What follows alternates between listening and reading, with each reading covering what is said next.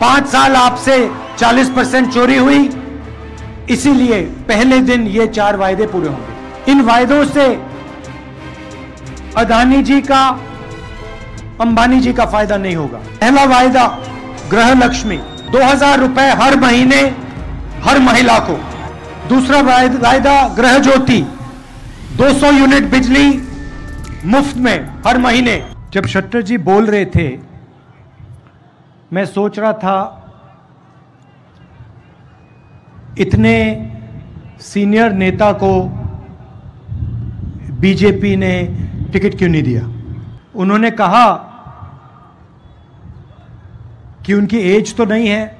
उन्होंने कहा कि कर्नाटक में बीजेपी को उन्होंने खड़ा किया, और जब वो बोल रहे थे मैं सुन रहा था कि भाई क्या कारण है कि इनको बीजेपी से निकाल दिया। और फिर उन्होंने अपने भाषण में जवाब दे दिया।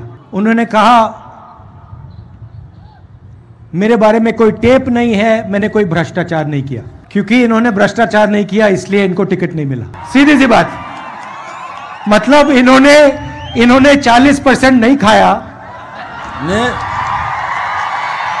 40% नहीं खाया, बीजेपी में नहीं हो सकते, टिकट नहीं मिल सकता, मंत्री नहीं बन सकता। सही बात है ना। कभी कभी बीजेपी की मीटिंग होती है, नरेंद्र मोदी जी भ्रष्टाचार की बात करते हैं और उनके स्टेज पे चारों ओर कर्नाटक के 40% वाले नेता खड़े रहते हैं। मोदी जी कहते थे भ्रष्टाचार से मैं लड़ता हूं, अब जो भ्रष्ट व्यक्ति नहीं है उसको निकाल दिया। मतलब आप भ्रष्टाचार के लिए लड़ते हो। अच्छा, विंगलेश्वर स्वामी गदग जी ने भी कहा, मजेदार बात कही उन्होंने कि बीजेपी ने मुझे डिस्काउंट दिया। मतलब 40% नहीं लिए, सिर्फ 30% लिए, वो भी मठ से।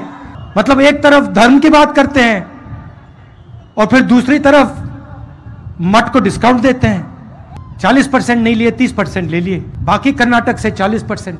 कुछ भी काम करवाना हो, छोटा से छोटा या बड़ा से बड़ा, 40% लगेगा। कॉन्ट्रैक्टर एसोसिएशन नरेंद्र मोदी जी को चिट्ठी लिखता है, कहता है प्रधानमंत्री जी, कर्नाटक में बीजेपी की सरकार 40% कमीशन लेती है। आज तक चिट्ठी रिसीव ही नहीं की। जवाब छोड़ो, रिसीव ही नहीं की।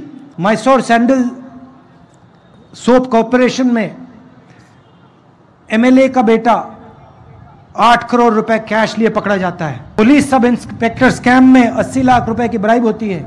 असिस्टेंट प्रोफेसर के लिए पैसा लिया जाता है, स्कैम होता है। असिस्टेंट इंजीनियर जॉब स्कैम होता है। मतलब जहां भी देखो बीजेपी के लोग 40% लेते हैं।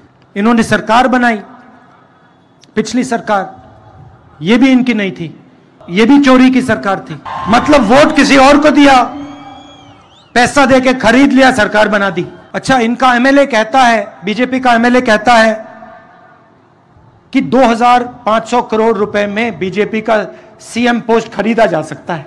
मतलब आपके भविष्य की कीमत बीजेपी के मुताबिक 2500 करोड़ रुपए। इनको ये 40 नंबर अच्छा लगता है, इस बार 40 सीटें दे देना इनको। और बात करेंगे बसवना जी की, उनकी मूर्ति के सामने जाके हाथ जोड़ेंगे और पूरे देश में नफरत फैलाएंगे। एक धर्म को दूसरे धर्म से लड़ाएंगे, एक जात को दूसरी जात से लड़ाएंगे। और जो बसवना जी ने पूरी जिंदगी किया उसके खिलाफ काम करेंगे। 2-3 बड़े उद्योगपतियों की पूरी मदद करेंगे। और किसान, मजदूर, छोटे दुकानदार चिल्लाते रहें, रोते रहें, इनको कोई फर्क नहीं पड़ता। इन्होंने आपसे 40% पैसा लिया। पिछले 5 साल इन्होंने हर कॉन्ट्रैक्ट में आपसे 40% लिया। अब हम आपके लिए कुछ करना चाहते हैं। शुरुआत में ही हम 4 वायदे करना चाहते हैं और पहले दिन, पहली कैबिनेट मीटिंग में हम ये वायदे पूरे करने जा रहे हैं। मैं आपको बता रहा हूं, 2 दिन नहीं लगेंगे, पहले दिन, पहली मीटिंग में ये 4 काम होंगे। 5 साल आपसे 40% चोरी हुई, इसीलिए पहले दिन ये 4 वायदे पूरे होंगे।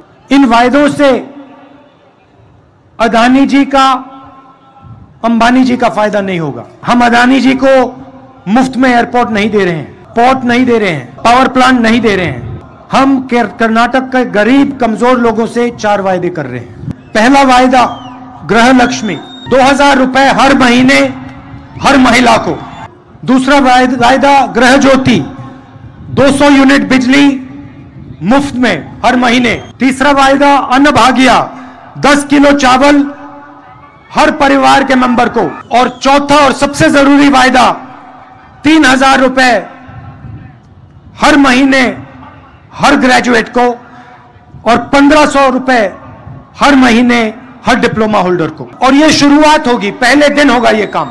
उन्होंने 40% लिया, हम ये 4 वायदे आपको देंगे। एक और बात, प्रधानमंत्री जी ने ओबीसी की बात की, तो ओबीसी की बात करते हैं। अगर हमें देश में सबको भागीदारी देनी है, सबको शामिल करना है, तो हमें पता लगाना पड़ेगा किसकी आबादी कितनी है। जैसे कभी आपके पैर में चोट लगे तो आप डॉक्टर के पास जाते हो और एक्सरे कराते हो।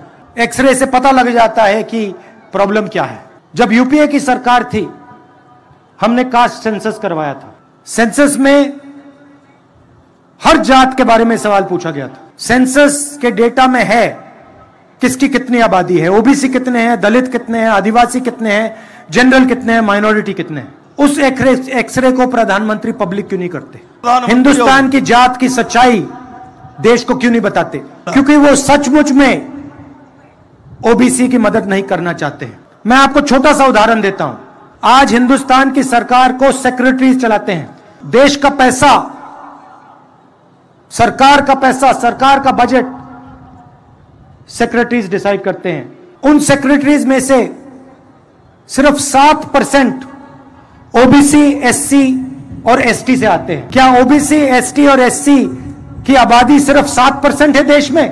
देश को पता लगना चाहिए कि इस देश में ओबीसी कितने हैं, दलित कितने हैं, आदिवासी कितने हैं, जनरल कितने हैं। नरेंद्र मोदी जी को एकदम कास्ट सेंसस का डेटा रिलीज कर देना चाहिए।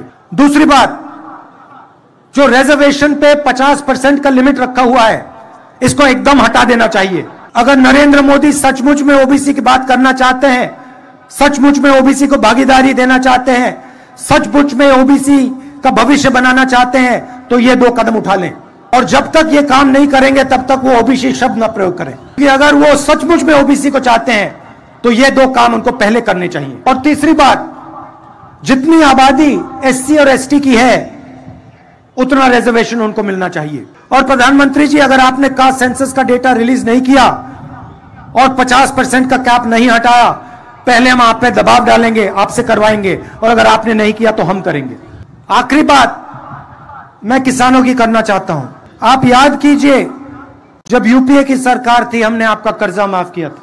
72,000 करोड़ रुपए किसानों का माफ किया। पेट्रोल का दाम 60 रुपए हुआ करता था, गैस सिलेंडर 400 रुपए का था, पर टैक्स नहीं लगता था। हम फर्टिलाइजर सब्सिडी देते थे, आज आप पे ऊपर जीएसटी लगता है। 100 रुपए का पेट्रोल हो गया, 1000 रुपए का सिलेंडर हो गया, और पूरा का पूरा फायदा 2-3 उद्योगपतियों को जाता है। शुगर केन के किसानों को सही दाम नहीं मिलता।